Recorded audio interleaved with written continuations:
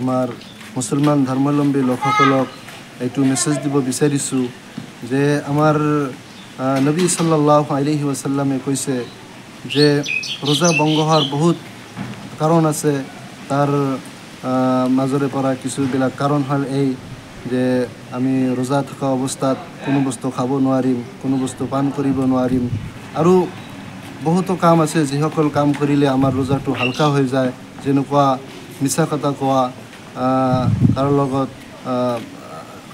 লৰাই ফচাদ কৰা, আৰু কাৰো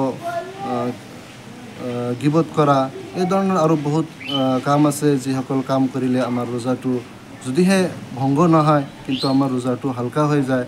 সেইকাৰণে মই সকলো মুছলমান ধৰ্মাৱলম্বী লোকসকলক অনুৰোধ জনাই আছোঁ যে আমি এই সকল খাৰাপ কামৰ পৰা আঁতৰাই যেন থাকোঁ আৰু আমাৰ ৰোজাটো যেন পৰিপূৰ্ণ হৈ যায়। আমি আল্লাহৰ ওচৰত দোৱা কৰি আছোঁ যে আল্লাহ তাবাৰক ও তাআলা আমাৰ ৰোজাটো পৰিপূৰ্ণভাৱে আদায় কৰাৰ তৌফিক দিয়ে। আমাৰ মুছলমান ধৰ্মাৱলম্বী লোকসকলক এইটো মেছেজ দিব বিচাৰিছোঁ যে আমাৰ নবী সাল্লাল্লাহু আলাইহি ওয়াসাল্লামে কৈছে যে ৰোজা ভংগ হোৱাৰ বহুত কাৰণ আছে। তাৰ মাজৰে পৰা কিছুবিলাক কাৰণ হ'ল এই যে আমি ৰোজা থকা অৱস্থাত কোনো বস্তু খাব নোৱাৰিম, কোনো বস্তু পান কৰিব নোৱাৰিম, আৰু বহুতো কাম আছে যিসকল কাম কৰিলে আমাৰ ৰোজাটো হালকা হৈ যায়, যেনেকুৱা মিছা কথা কোৱা, কাৰো লগত লৰাই ফচাদ কৰা, আৰু কাৰো গিবত কৰা, এই ধৰণৰ আৰু বহুত কাম আছে যিসকল কাম কৰিলে আমাৰ ৰোজাটো যদিহে ভংগ নহয় কিন্তু আমাৰ ৰোজাটো হালকা হৈ যায়।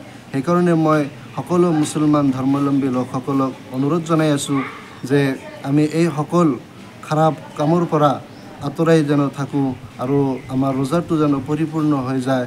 আমি আল্লাহৰ ওচৰত দোৱা কৰি আছোঁ যে আল্লাহ তাবাৰক ও তাআলা আমাৰ ৰোজাটো পৰিপূৰ্ণভাৱে আদায় কৰাৰ তৌফিক দিয়ে।